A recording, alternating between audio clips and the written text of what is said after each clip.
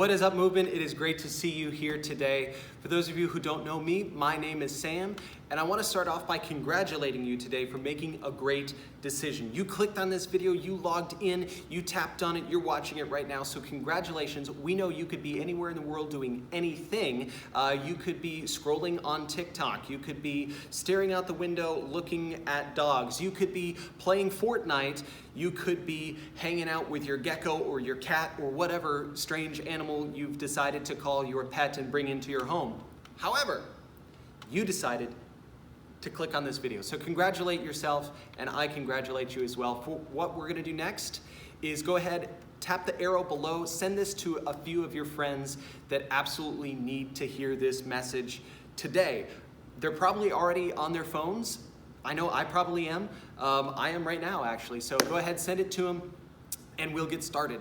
We're in week 1 of our brand new series called Big Picture, where we are learning what it takes to kind of zoom out and see the bigger picture, because so oftentimes we are concerned with our little puzzle piece, our needs, our wants, our feelings, our desires, the things that have been wrong to us, the people that have hurt us and our feelings, that we never zoom out and see the bigger picture. We're gonna walk through one of the stories in the Bible which follows the life of Joseph. Things get rough.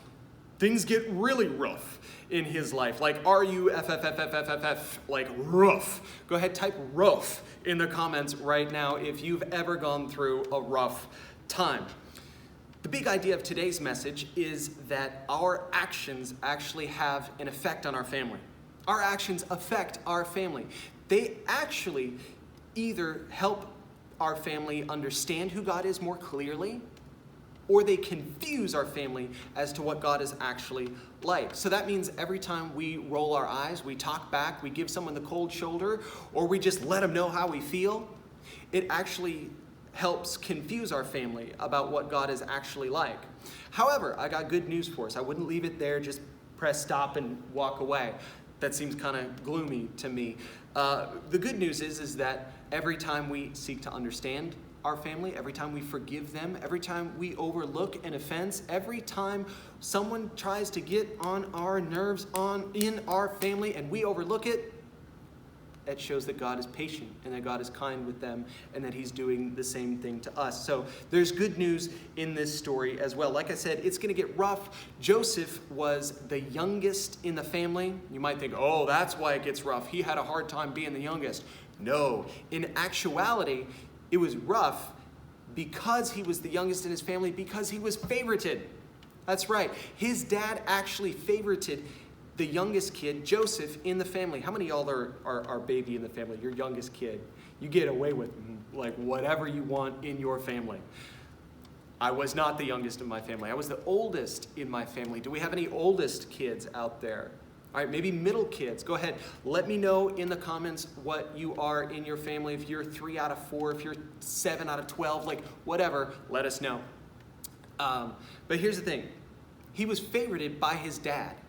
The Bible actually tells us that he got more education, more time with dad, more love from dad, and he got more clothes and better clothes just because his dad liked him more. That's sin. That's messed up. That's not right. That's not the way it should be. And I know some of us, that probably strikes a nerve because maybe that's the dynamic in our family. I want to let you know that even though you might just see the smaller puzzle piece, God sees the big picture and he's working on your behalf. So because of this favoritism that Joseph is experiencing, all of his other brothers get kind of mad. And frankly, I don't blame them for being mad. Now what they do and how they express it is absolutely evil. It's wrong. It's sin. But we're going to take a look at it. Like I said, Joseph comes from a complex family background, and we're going to dive in today in Genesis chapter 37, verse 4. It says this: when his brothers saw that their father loved him more than any of them, they hated him, and he could not speak a kind word to him. In other words, they could say, hey bro, nice haircut. Hey dude, nice shirt.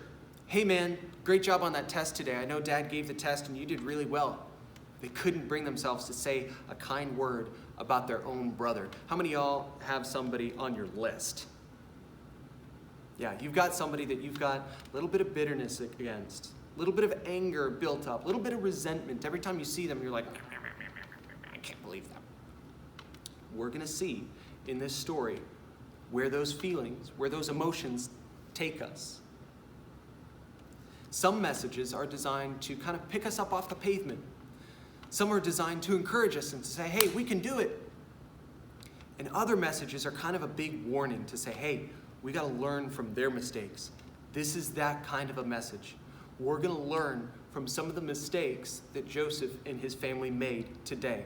And hopefully, that allows us to understand that our actions have a direct effect on the way our family members see and understand who God is. Here's what happens. Joseph actually has a dream, and some dreams don't mean too much. His dream actually did mean something. There's not meaning to every dream, but there was meaning to Joseph's dream. I had a dream a few weeks ago, and it was an absolutely ridiculous dream. Y'all want to hear it? I'm going to tell you anyway. So I had this dream, like 3 o'clock in the morning, that my brother walked over to my house and gave me a box, like just a big old box of about 50 kittens. And there's two reactions that are happening right here, right now, wherever you're watching this. There's either, 50 kittens, that's so cute, I would love that. Or it's like, 50 kittens, oh my goodness, what am I gonna do? I would never want that. Go ahead, down below in the comments, let me know if you're a dog person, cat person. I like dogs, I prefer dogs, but I actually have cats. I don't know how that happened. But so my brother brings me this box of 50 cats, and we adopt the one that looks like a Reese's peanut butter cup. It's all really cool. Like I could still see like the blend of its fur, and it was such a cute kitten, I couldn't help but like hang on to it. But what are we gonna do with the other 49? We gave one to my friend, and then, get this, my wife and I, in my dream, decided to place these little kittens in boxes, poke holes in the tops of the boxes so that the kittens could breathe. You know, we want to take care of them. And then, get this, we decided to place these boxes by stop signs all throughout the fair city of Ocala in hopes, it gets weirder, in hopes that cars would drive up or people would walk by these stop signs and go, a kitten in a box, I must adopt it. I woke up from that dream and went, what did I eat last night to deserve this dream? It was so weird. It wasn't bad. It wasn't good. It was just odd. Sometimes dreams are just weird. Joseph's dream actually meant something, and we're going to discover what it means in a few weeks here. But he has this dream that he's out in the field with his brothers, gathering food, gathering grain, and they all bring him this food that they're gathering, and they all bow down to him, and that the food bows down to him as well, and they worship Joseph. And because of, here, this is what I love, because Joseph understands the complex nature of his family background, and that he is the favorite kid, and that his brothers are mad at him, he decides to keep this dream of his brothers worshiping him a secret. He decides to, you know what, I'm going to keep this to myself. I'm not going to tell anybody about it. Seems kind of weird. Maybe it's true. Maybe it's not true. I'm just going to keep it to myself. Since my brothers have already blocked me on Snapchat, ghosted me on Instagram, and unfriended me or taken a break from our friendship on Facebook, I'm just going to keep it to myself. No, it's not what he does. What he does is he goes and brags about it to his brothers. This joker goes up to his brothers and is like, hey, guess what, guys? I had a dream last night that you all worshiped me. What? You don't do that. Not when people don't like you. I wish I could have told Joseph not to do that. It says in Genesis 37, verse 8, his brothers said to him, do you intend to reign over us? Will you actually rule us? And they hated him all the more because of this dream and what he had said. Things went from bad to worse in Joseph's life and in his family's life. Bitterness, anger, resentment, hatred all took center stage, and they put on a performance of a lifetime in this story, starting when they were all pretty young. And because of that, they failed to see the bigger picture. that their actions actually had an effect on their family. They failed to see the bigger picture, that their little puzzle piece was actually a part of a huge puzzle that God was working on, a huge picture that God was working on their behalf and through their story. And here's the thing, when we fail to remember that our piece is actually part of a much bigger puzzle and that God's working on our behalf, I want us to understand that we need to zoom out and realize that our actions affect the way our family sees and understands God. There was a time in my life where I was incredibly short-tempered. I was ready to go off on people at the drop of a hat. Specifically, I was ready to get angry at my mom, my dad, my brother, and I would say things that were really hurtful. I would do things that were really hurtful, and I had some complex family things going on at the time. That's still no excuse. So I would say these hurtful things, and every time I would, my brother, instead of firing back, instead of punching back, what he would do is he would reflect who God actually was. He would look at me and say, "Are you sure you mean that? Or are you just saying that because you're hurt?" You know what? You better think about it before you go tell mom and dad that, because that's not going to go over well. When I didn't want to do my work, he would say, "Can I help you do your work?" When I would be struggling with something, he would offer to actually help me with it, as opposed to just let me struggle on my own or make fun of me. When I would get ready to get angry at mom and dad and let them know and yell, he would say, "Hey, wait, hold on, don't get angry. Think about this. Is this worth you getting angry?" And he was my younger brother, y'all. He was my little brother. He had really no reason to not let me get in trouble with mom or dad. He had nothing invested in it. He didn't have to be good to me. He didn't have to be nice to me. But I'll tell you this, anytime I think of the patience, the kindness, the mercy of God, and I hear stories about it, I think of my brother right away. I think about the things that he did when I was in middle school, when he was patient with me, when he was kind with me, when he looked out for me. As a little brother, he didn't have to do that. He could have been focused on his wants, his needs, his desires, his feelings.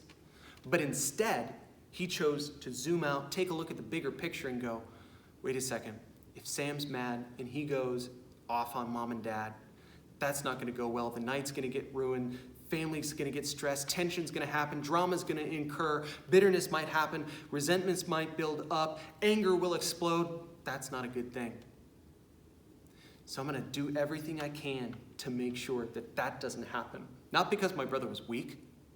Not because my brother just took my anger. But literally because he understood the bigger picture. And he understood that he was helping me clearly understand who God was. And if he didn't do that, I would have had a more confused interpretation of who God was. I would have thought maybe God has no mercy. Maybe God has no forgiveness. Maybe God is just bitter at me, like I'm bitter at other people. Maybe like my brother was bitter at me, but he didn't do that. Every time he would say, "Are you sure you feel that way? Maybe think about it before you go talk to them. Don't say that to them. It won't go over well." And so here's our big takeaway.